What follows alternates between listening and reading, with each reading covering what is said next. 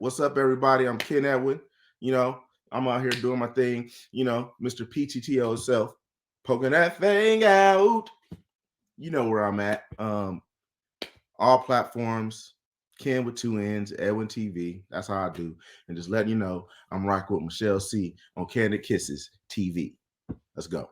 It's the Jill of all trades, Michelle C, aka DJ Make a Move. She cute. Your host of Candid Kisses TV, everywhere you need to be. And if you don't know by now, it's not your typical interview, y'all. Candy kisses blown away. Candy kisses, TV for tomorrow today. Man, throw that auto tune on that bitch. Have me sound like Teddy Payne. Hi there, this is Kim Cole, and you are rocking with Candy Kisses TV. It's your boy Talent, baby. Michelle and Candy Kisses TV. With my girl Michelle C. Don't take it personal.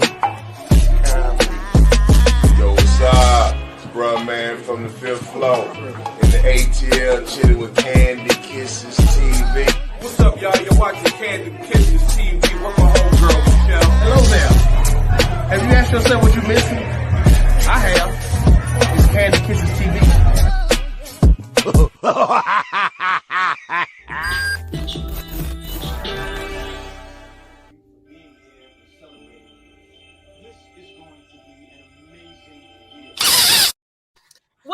What up, Kiss fam? It is your girl, Michelle C, aka DJ Make a Move, the Jill of all trades. And I am back like I never left. Now, first and foremost, you know what we do each and every time around the same time. You know I got to threaten you, right? Subscribe now. I'm going to tell you, mama, act like she done raised you right. And I'm so serious about the subscription thing because y'all be looking what you're looking at, but y'all never subscribe. Hit the button. I'm going to tell my Aquarius sisters to let you really know how I feel about it. I don't wanna fuck nobody up. No, no, no, no. I don't wanna fuck nobody up. I don't wanna fuck nobody else, but I will. If I have to.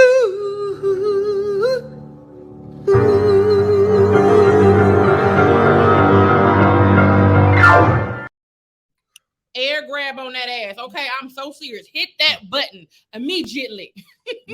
But now that we got all the church announcements out of the way, I can go ahead and introduce your next guest. First and foremost, you may have seen this man on your social media screens, a city near you, making you chuckle with the whole crew is stupid tour, or producing and directing his own short stories. Give it up for comedian Ken Edwin. What is going on, sir? How you doing? Great. Well, that's your motto pose. That was my prestigious, that was my jacket. You was hitting me with stuff, so I had to put my jacket on. Amen. That's right. You got to pop the collar every once in a while. Every once and again. So we get straight into it up in these Candy Kisses streets. Mm-hmm. First things first. When did you know that you wanted to get in the entertainment industry? I don't know. There's two stories. Okay. Okay. The first time I knew that I was gonna be something, I was in Sunday school and I won a bubble gum popping contest. What Sunday school did you go to where that was even a thing? We was getting down in there that day. So what did you have, like a rhythm with yours or something? No, the thing was, it's like, it was like whoever can like blow the biggest bubble. You know what I mean? Okay. So I was off that. I had the Bubblicious. You know what I mean? And I blew the biggest bubble, and that was the first thing I won. Like, I was meant to do this.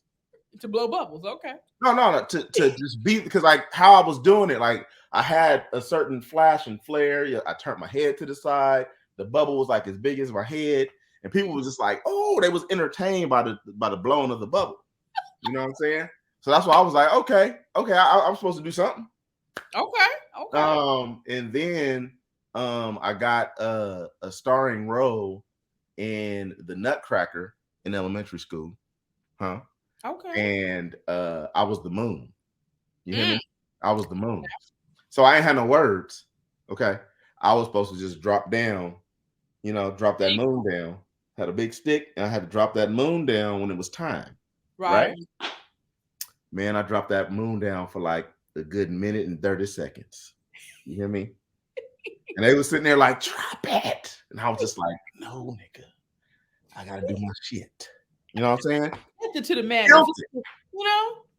gotta finesse that thing. That's what I knew. I was like, okay, when I dropped that moon, and everybody was like, what are you doing? But like my mom, she was dying laughing. She was like, I don't give him no space to do nothing because he gonna take advantage of whatever he do. You know what I mean? And I just dropped that moon. I had a stick, drop that moon like this. I know they was in the audience like, is it too heavy? What's going on? So I don't know. I mean, other than that, I've just always been me. I've always been funny. I've always been kind of a entertainer. I used to mimic the preachers and everything and do all the things, just anything to make people laugh and jump up and just be fun. Now, when was your first time on stage? Like, I mean, well, I didn't want to say the first. Apparently, your first time was dropping that moon. That moon. But what was your first time on stage like, as far as the comedy stage? Like, what were the feels? What were the vibes? What did you think? It was terrible. Okay. Yeah. I went to a place called Marty's out here in Hollywood, and it was just nothing but comedians. Now, if you know anything about comedy, especially comedy in LA, you think like you're gonna go and you're just gonna get up, make people laugh, and right. I didn't know nothing like, making comedians is hard to laugh. Like making comedians laugh is really hard. Facts. And sometimes it's like they're not laughing because it's not funny. They're not laughing because they're thinking. And comedians just look at you different. And like me, like I'll laugh when people bomb. It's hilarious to me. Like it's fucking funny to me. Like even me, like if I'm up there and I'm doing bad, I'll just start laughing. I'm like, nigga, this is crazy. You know what I'm saying? Like this is wild. Like y'all need to say get it, whatever. You know what I'm saying? I'll just go off and do some other shit. But when it comes to that first time I got up, well, the first thing I did is I wrote like 5 jokes. Okay. 5 jokes. One of the jokes I still tell. I haven't told it in a long time, but I still tell it. But I wrote this joke, and I wrote the joke in, as you know, if you ever wrote a joke before, it's like you pretty much supposed to just kind of write bullet points and then you like break things down like that. It's like you break down the joke and then you start putting in the good seasonings when you get on stage. Right. Me, I wrote paragraphs. Welcome. In there too, sir. in the paragraphs, I put in parentheses. I was like, ooh, crowd pauses for laughter. Listen, you ain't gonna do me today. You're not finna just put me in place today, because I ain't gonna lie, I did that too. They gonna stand up and be clapping right here. So I'm like, okay, in my head, I'm like, okay, once I hit this part, they gonna be up, they're gonna be clapping. So I gotta like drink some water or something. You know what I mean? I'm like, okay, make sure you drink that water because they're gonna be dying laughing. Because they're gonna be ready for the next one, right? Nigga, I got up there and I've said the first 2 lines, and I didn't say them confidently at all. And I was just like, I said the lines and I looked. And I looked back at my book. I was like, it say laugh, nigga. Like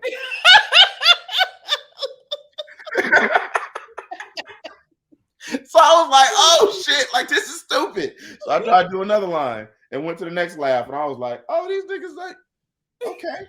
All right. So I started flipping through all my stuff. And within like 2.5 minutes, I was like, okay. I don't know how to do this. Right? So at Marty's, you can go up twice. It was just a workout room where you can go up twice at the time. Okay. And I just went and I looked at somebody that was making people laugh, and I was like, "Hey man, how you make people laugh?" And he was like, "Oh, you just got to commit to your jokes." And I was like, "Commit? What that mean?"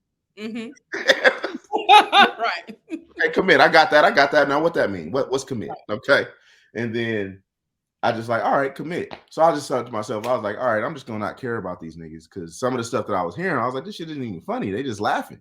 Yeah. And later on, you start knowing, oh, that's their homies, so they kind of just laughing to get their homies some laughs. Right. And I was like, oh, okay, this is. I see what's going on. So I was like, fuck these niggas. I'm just gonna go ahead, tell these jokes. I'm just gonna just go hard and just go. So I got up my second time and I just went. Like I remembered my first 10 lines and I just went, said them as fast and as hard as possible with this, like, I had this, like, I don't know, I was extra confident about it too. And they were dying laughing, like dying. And I was like, nigga, like that shit felt like Def Jam. You know what I'm saying? I'm trying to look. I got a well, I don't know. You might know him, Alton Walker. That's one of my good friends. He's a comedian, been in the game for years too. He started a class called the Comedy Gym, and we be in there every Monday, working it out, grinding out stuff. Because I'm like, look, bro, we got to get this thing to work. Yeah. Because just like you're saying, when I started comedy, I would literally write down stuff. I'm like, okay, I'm gonna put this here, and then they should get this part. But then they'd be like, stop overthinking. As soon as I stopped overthinking, I was like, oh, this is what it is. Oh, okay, cool. Kandid Kisses TV is brought to you by Kissable Lips Cosmetics. You can be kissed without kissable lips. Shop KissableLipsCosmetics.com today for all your beauty needs.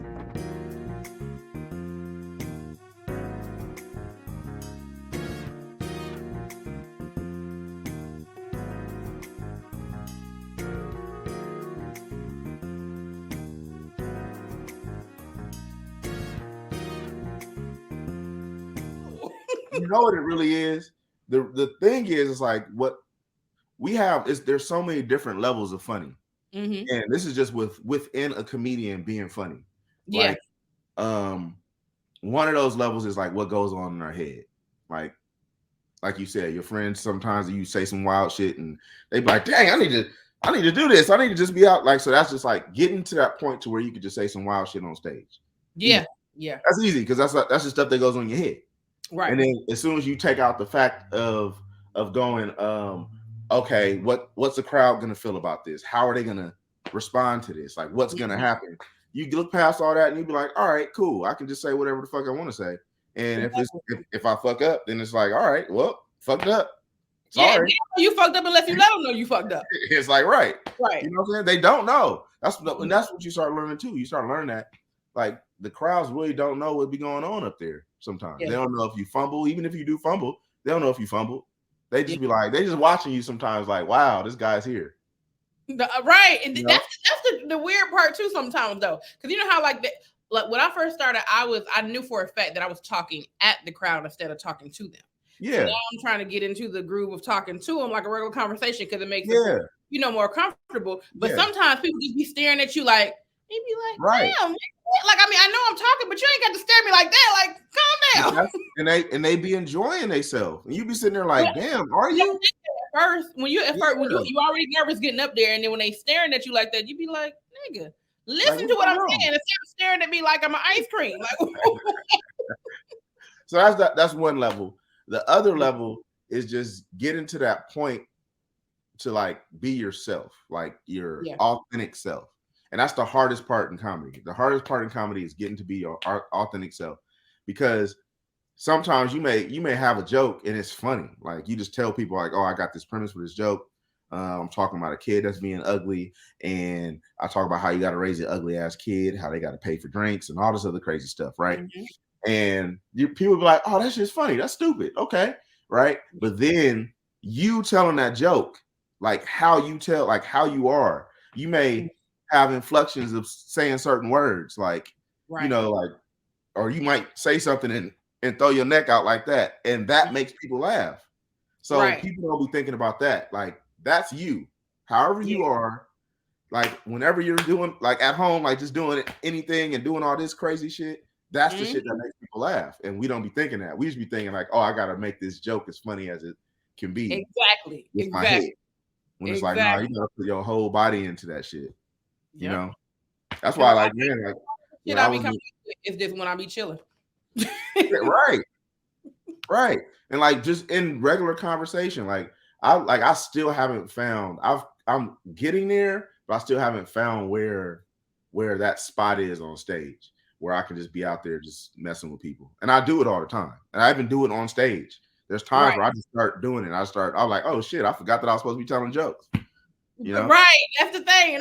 And my biggest thing when it comes to that is, you know how you have where you going throughout the thing? Yeah. If I get too sidetracked talking about somebody over here, I done forgot what the fuck I was came up here for. Yeah. And I'm like, damn, you guys sit there and think like, damn, where was that? Like, what was we saying? But sometimes even that's funny. Like I've done that. Like even on tour, I did that a couple times where something just started happening and I just started going and people were laughing. So I just kept going. And then I was like, so what was we saying in class? And they just started laughing again. They're like, this dude is crazy. And I'm really sitting there thinking like, no, nigga, like what was I really saying?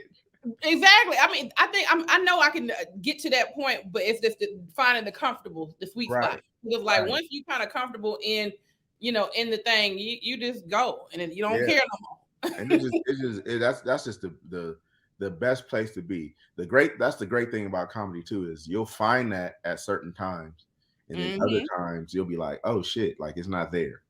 Yeah. Like why am I not comfortable? And that's because we care too much. If you care too much about comedy, you're gonna be sitting there like all the time, like, damn, like I didn't do good this time, or I didn't, you know what I'm saying? It's like even when we were in Atlanta, like I did a show the night after the show at the Uptown. And Uptown's a cool club. Like I don't like the way it's set up, but it's a cool club. Right. And I was like, man, like there's so many people here that are having a good time. Then there was all these other things, there's all these other factors that was going on. There was some stuff they didn't have going on with the TV, so we couldn't show the sketches. And then it was like all these little things, and it was just like, damn, like we making these people wait at the same time. So they out here. So when we get up there, it's gonna be like, we're gonna have to fight to make these niggas laugh. These niggas are tired. They be like, come on. Like, nigga, we've been sitting here for an hour and a half. Like, what's going on? Right. Like shit, because we was back there like, damn, all right, well, we gotta switch the show up. Let's do it this way. And he's like, no, we can get it. It was just all this going back and forth and doing all this stuff. And it was like, shit, all right, we finally got it. All right, now let's go out there. And now it's like, go out there, and now we have to make a crowd laugh that's like, nigga, I've been waiting for you this whole goddamn. But let me tell you the blessing behind that, though. The blessing is you have a fan base. And if you got a strong fan base, they gonna wait. Yeah, they will. They don't care. They gonna be like, we with you whenever you get out here. Yeah, but still, they still black people. Yeah, niggas gonna nig. They gonna be like, all right, I'm here, nigga. That joke was funny. Next. Right, where the rest of you? For a minute. You don't put yourself on fire because we've been waiting here for an hour and 30 minutes. You ain't lying. Yep, that's us. That's our people. Yeah, but that's what you gotta love that about us too, though, at the same time, because it keeps us on point. Yes, facts. Well, we're gonna get into your production. So when did you realize you wanted to get into production as far as like creating storylines and filming them? Did you go to school for it, or? I didn't. But I will say that I got a degree in from film from Cal Berkeley. Okay. Yeah. Really prestigious. No, that's dope though. You didn't just freestyle it. You got the education behind it. Yeah, I got the education. Well, I got the education because of Ja got it. Gotcha. That's okay. That's how you do it. He got a degree. I got a degree. You feel me? You know what I'm saying? Like that's how it used to be back in the day. But look, as long as one kid go to college, now you go and then teach. We all went to college. That's it. Yeah. I'm telling you, I tried to go and put my name on this degree once, and he was like, "What you doing?" I'm like, "I'm gonna put my name on your degree." Because you pretty much taught me everything you learned, so it's just like exactly. This is a dual credit, sir. Like this. But no, I went to school for creative writing, actually. Okay. And